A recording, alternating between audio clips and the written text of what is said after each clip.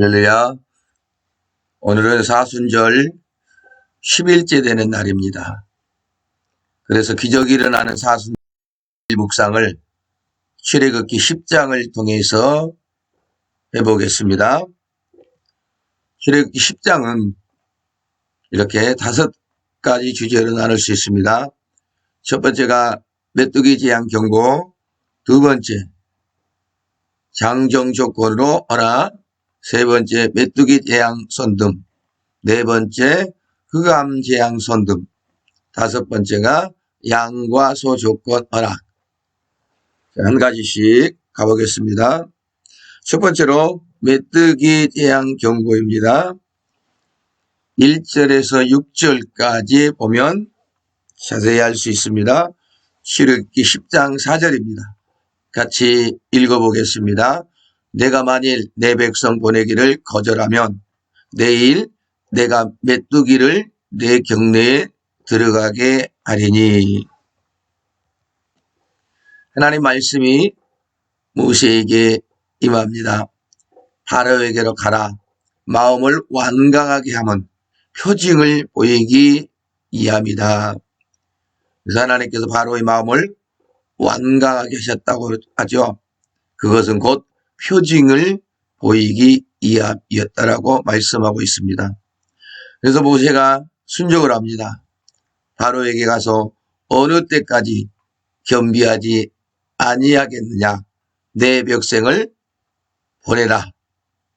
한마디로 말하면 어느 때까지 내 말을 듣지 않겠느냐, 빨리 내 백성을 보내는 게 좋을 것이다 라는 말씀이겠죠. 만약에 거절하면 메뚜기를 내 경내에 들어가게 하리라. 이 메뚜기들로 인하여서 또 너와 내 백성들이 고통을 당하리라 라고 하시는 말씀이죠. 자, 두 번째 주제로 가봅니다.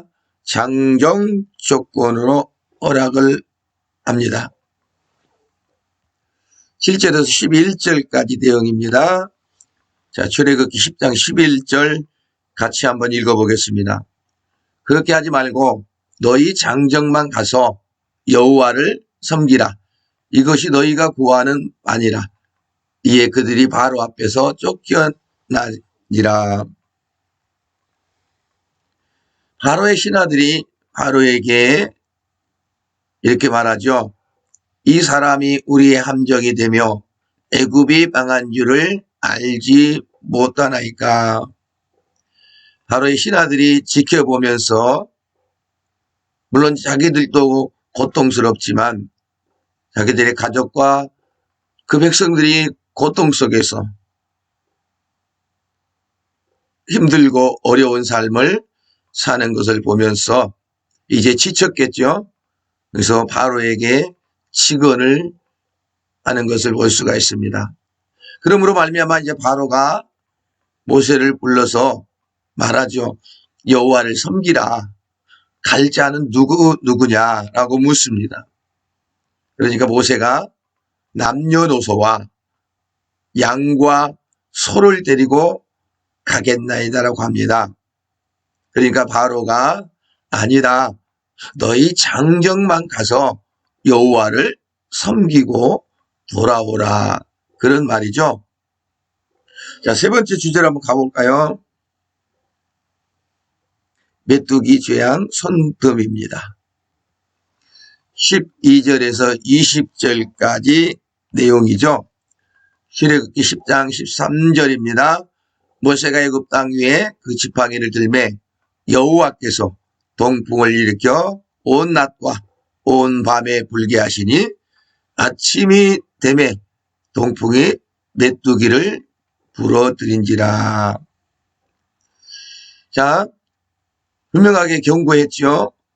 그러니까 바로가 이제 장정만 가서 하나님을 섬기라고 하죠. 그것은 곧 하나님의 말씀을 거역한 것과 같다라는 겁니다. 그래서 하나님께서 이제 메뚜기 재앙으로 다시 애굽의 고통을 더하시는 걸 볼 수 있습니다. 자, 하나님의 말씀이 임합니다. 애굽 땅 위에 내 손을 내밀어 메뚜기를 애굽에 올라오게 하라. 그래서 모세가 순종을 합니다. 지팡이를 들매 여호와께서 동풍을 일으켜 메뚜기를 불러들였습니다. 결과로 보면 메뚜기가 우박에 상하지 아니한 채소와 나무 열매를 다 먹었다. 이제 우박으로 인하여서 아직 상하지 않는 식물들이 있었죠. 그러나 그것마저도 이제 이 메뚜기 때가 와서 다 먹어버렸다라는 겁니다. 결국엔 또 그 애굽 백성들이 이제 줄이게 되는 그런 불행한 일을 당하게 되는 것을 볼 수 있습니다. 바로가 이제 모세를 불러가지고 이번만 나의 죄를 용서하고 여호와께 구하여 이 죽음만 떠나게 하라 라고 간절하게 호소하는 것을 볼 수 있습니다. 그러니까 모세가 또 간절함으로 하나님께 기도를 하죠. 그러므로 하나님께서 서풍을 불게 하시어 메뚜기를 홍해에 몰아 넣으셨다라고 말씀하고 있습니다. 여전히 또 바로의 마음은 어떤 마음입니까? 마음이 완악하게 되어 백성들을 보내지 아니했다라고 말씀합니다. 곧 숨 쉴 수 있어서 이제 또 마음이 변한 거죠. 우리도 여전히 그러지 않습니까? 힘들고 어려울 때, 고난을 당할 때는 하나님께 간절히 기도하지요. 하나님 이번 문제만 해결해 주옵소서.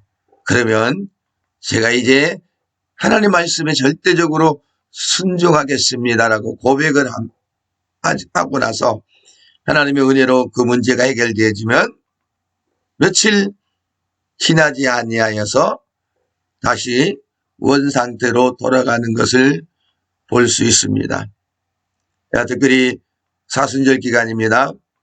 이 메뚜기 재앙을 통해서 또한 특별히 지금까지 보셨던 그 재앙을 통해서 우리 모습을 다시 한번 되돌아볼 수 있는 그런 기회가 됐으면 좋겠습니다. 자, 네 번째 주제로 갑니다. 의감재앙 선금 21절에서 23절 내용입니다. 출애굽기 10장 22절 보겠습니다. 모세가 하늘을 향하여 손을 내밀매 캄캄한 의감이 3일 동안 애굽 온 땅에 있어서 내용을 볼게요. 하나님 말씀이 임합니다. 하늘을 향하여 내 손을 내밀어 애굽 땅에 흑암이 있게 하라. 모세가 순종을 합니다. 손을 내밀매 캄캄한 흑암이 3일 동안 애굽 온 땅에 있었다라고 합니다. 결과를 보면 아무것도 볼 수 없었으며 자기 처소에서 이르는 자가 없었다 라고 말씀합니다. 그러나 이스라엘 백성이 거주하는 고센 땅에는 빛이 있었다라고 말씀합니다. 하나님이 오늘날 우리에게 빛으로 우리를 지키시죠. 다시 말하면 빛이 되신 예수 그리스도의 말씀으로 우리를 지키시기를 원하십니다. 하나님의 그 말씀을 지키며 곧 순종하며 날마다 하나님의 빛에 거하는 복된 삶이 될 수 있기를 주님의 이름으로 축복합니다. 마지막으로 다섯 번째 주제입니다. 양과 소 조건 허락입니다. 24절에서 29절까지 내용입니다. 출애굽기 10장 24절입니다. 바로가 모세를 불러서 이르되 너희는 가서 여호와를 섬기되 너희의 양과 소는 머물러 두고 너희 어린 것들은 너희와 함께 갈지니라.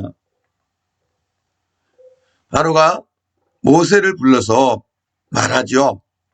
양과 소는 머물러 두고 어린이들은 함께 갈지니라 그럽니다. 이제 짐승만 두고 사람들만 가서 하나님을 섬기고 돌아와라는 거죠. 그때 모세가 말합니다. 우리 가축도 함께 가고 한 마리도 남길 수 없다. 양 한 마리도 소 한 마리도 남기고 갈 수 없다. 우리는 완전하게 함께 가야 된다라고 하는 그런 말을 하죠. 그때 바로가 아마 분이 났는지도 모르겠죠. 너는 나를 떠나고 다시 내 얼굴을 보지 말라라고 말합니다. 모세도 강하게 말하죠. 다시는 당신의 얼굴을 보지 아니하리이다 라고 말합니다. 이 말은 그대로 이루어지는 것을 볼 수가 있습니다. 이제 다시 모세는 바로의 얼굴을 보지 아니하고 이제 마지막 재앙 장자 죽음을 통해서 애굽을 떠나게 되는 하나님의 은혜 안에 들어가게 되는 것입니다. 자, 오늘 여전히 사순절 10일째 되는 이날, 오늘 한 날도 어떻게 살아가야 될 것인가 말씀을 묵상하시면서 깊이 우리 하나님의 은혜 속에 들어갈 수 있기를 주님의 이름으로 축복합니다. 자, 오늘 또 주님과 동행하며 기적이 일어나는 사순절 열흘째 날이 되시기를 간절히 기도합니다. 오늘도 평안하세요. 감사합니다.